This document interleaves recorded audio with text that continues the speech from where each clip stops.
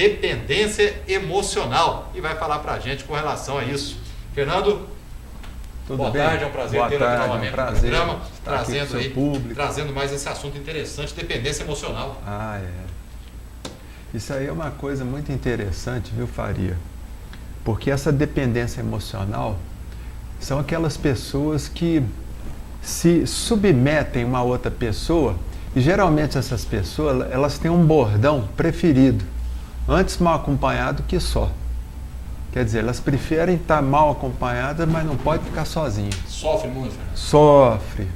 Fica dependente mesmo, né? Fica. Isso é o transtorno de personalidade dependente. Isso aí já foi até classificado como transtorno mental. Tá certo?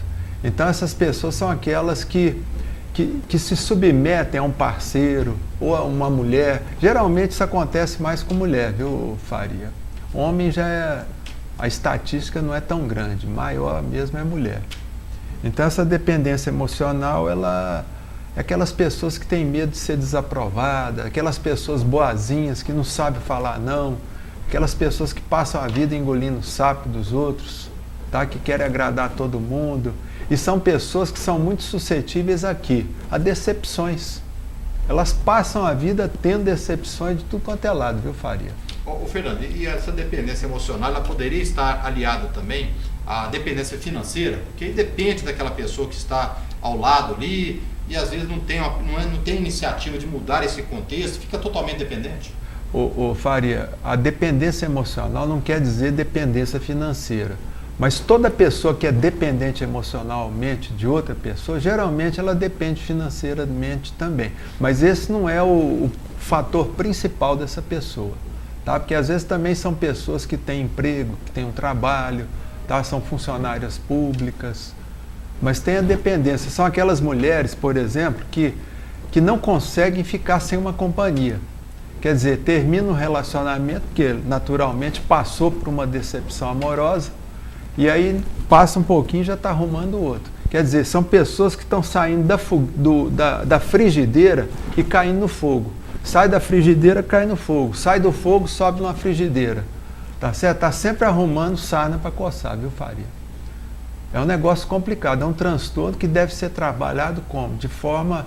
Através de um tratamento psicoterapêutico. Tá? Nesse caso desse tipo de transtorno emocional dependente, a pessoa, muitas vezes, ela não precisa fazer uso de medicamento, a não ser quando essa pessoa entra em depressão, que é outra coisa também que o dependente emocional ele faz com muita frequência, é a depressão. Mas nesse caso específico, a pessoa já nasce dessa forma não. Ou ela vai adquirindo isso ao longo do tempo? De maneira nenhuma, Faria. Geralmente isso ocorre na primeira infância, quando a criança ela tem uma rejeição. Por exemplo, uma mãe fica grávida, não queria ter o filho. Aí a criança nasce, ela fala, oh meu Deus, eu queria ficar livre dessa criança, isso aqui só vai me atrapalhar. Quer dizer, aquela criança de, vamos dizer assim, 0 anos, tá? Ela vai colher aquilo que está falando, aquela informação da mãe e vai guardar no subconsciente. E aquilo ali vai ficar remoendo ao longo da vida dela. Na adolescência, a adolescência começa a aparecer isso. Tá? Então são pessoas que sofrem a negligência também, pais negligentes, pais que abandonam os filhos. Tá? Tem mãe, por exemplo, que a criança nasce, ela já abandona logo, deixa na porta lá de um orfanato, tá certo? Então essas crianças que foram abandonadas, foram negligenciadas na infância, que sofreram rejeição na infância por parte dos pais ou das pessoas que cuidam delas, essas pessoas vão ser fortes candidatos a dependentes emocionais. Ou seja, então ela tem um histórico ali, que ela traz aquela bagagem com ela. Não é à toa não, viu, Faria? Tá? Porque ninguém nasce dependente emocional. Sim. Aliás, o ser humano ele nasce de forma assim, cheio de autoestima, autoconfiança. Quem é que vai tirando a autoestima e a autoconfiança da pessoa? São os pais, ao longo da educação. Porque esses dependentes emocionais são pessoas que têm uma autoestima muito baixa, têm uma autoconfiança muito baixa. É preocupante, então. Né? Exato. E estão sempre procurando o quê, viu, Faria? Estão procurando sempre uma bengala para ficar apoiado. Ou então a muleta. Geralmente vão escolher parceiros para servir de muleta. Tá? É um assunto complicado, porque a gente observa justamente essa questão das pessoas que se tornam, né, dependentes, então, emocional. Isso. E hoje, acho que boa parte dessas pessoas, hoje, até pela questão dessa correria toda, né, a pessoa sente aquela carência, aquela vontade de ter alguém por perto. Então, isso Exato. pode criar essa dependência também, né, Fernando? É aquela necessidade excessiva de proteção e de cuidado. Tá? Aquelas pessoas que não conseguem ficar com elas mesmas. São pessoas, viu, Faria, que não se amam de forma absoluta. Elas não se amam. Elas não conseguem amar si próprios. Por isso que fica sempre buscando uma bengalinha para ficar apoiado. Então são pessoas que estão sempre, são candidatos sérios a tudo quanto é tipo de decepção. Decepção com o pai, decepção com o irmão, com o amigo, decepção com o parceiro amoroso, tá? São pessoas que vivem magoadas, tá? São pessoas que você chega perto delas, estão sempre reclamando de alguém. Ah, fulano me abandonou, o fulano lá me passou uma rasteira. Mas são pessoas que se projetam em cima de outras pessoas e facilitam isso, viu, Faria? Ok. Porque ninguém dá valor em bobo. Bom, hoje nós estamos abordando o tema dependência emocional e a gente vai para o intervalo comercial. Dependência emocional. Ô, Fernando, a pessoa que está com esse tipo de problema, ela tende a se anular no dia a dia? Ela se anula completamente, viu, Faria? E outra coisa, uma das características principais dessa pessoa, o dependente emocional, é que são pessoas que de forma absoluta não sabem dizer não, quando é não. São aquelas pessoas que sempre estão falando sim, sim para agradar todo mundo. Às vezes dizem sim na hora que querem falar não. Então são pessoas que elas passam uma linguagem subliminar para o interlocutor, fica escrito aqui na testa da pessoa, não tem valor, pode abusar. E as pessoas, de forma inconsciente, elas fazem essa leitura e acabam abusando. Às vezes sem até intenção de abusar, acaba aproveitando aquela pessoa. O falar não numa situação como essa é salutar, Faria, no meu livro tem um capítulo que diz o seguinte: o não, palavra abençoada.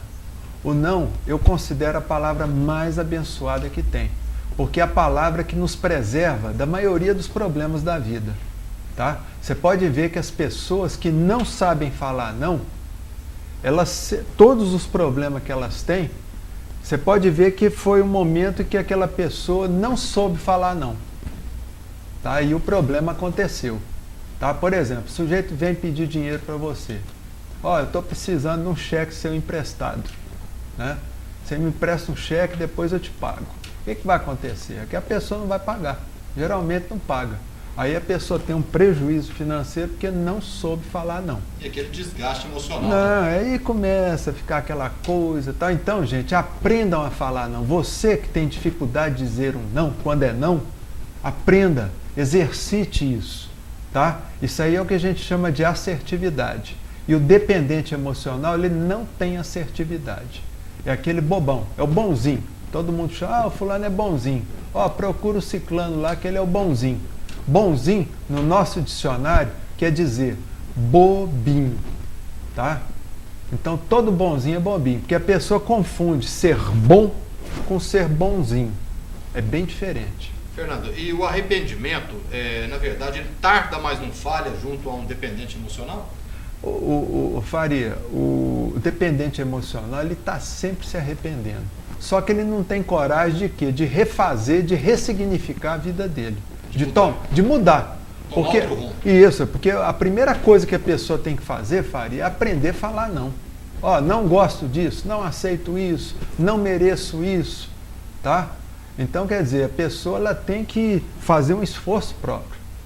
Tá? E no caso, por exemplo, às vezes um atendimento com um psicólogo, um psicoterapeuta experiente, ele pode ajudar essa pessoa a mudar o caminho da vida dela. Esse arrependimento pode vir em qualquer fase da vida? Pode, principalmente depois de velho. Tá? Porque depois de velho a pessoa está sem casa para morar, está vivendo de favor na casa dos outros, vivendo de favor na casa dos filhos. Por quê? Porque quando era mais jovem, estava lá pelos 40, era bonzinho, né, Faria? Resolveu passar tudo pro nome dos filhos. Eu já vi muito caso desse. A Pessoa dependente emocional, ela passou tudo para o nome dos filhos, e a hora que ficou mais velha, o que acontece? Os filhos puseram ela no asilo. Tá? Porque o dependente emocional é isso aí. O final de vida dele é sempre abandonado num asilo. Tá? Então, numa situação como essa, igual você está dizendo, o não ali, ele é importante. Ele é importante em qualquer situação. É fundamental, na vida de qualquer um de nós, gente. Eu, por exemplo, todos os problemas que eu, Fernando, já tive na vida, foi porque eu não soube falar não, muitas vezes no momento. Tá?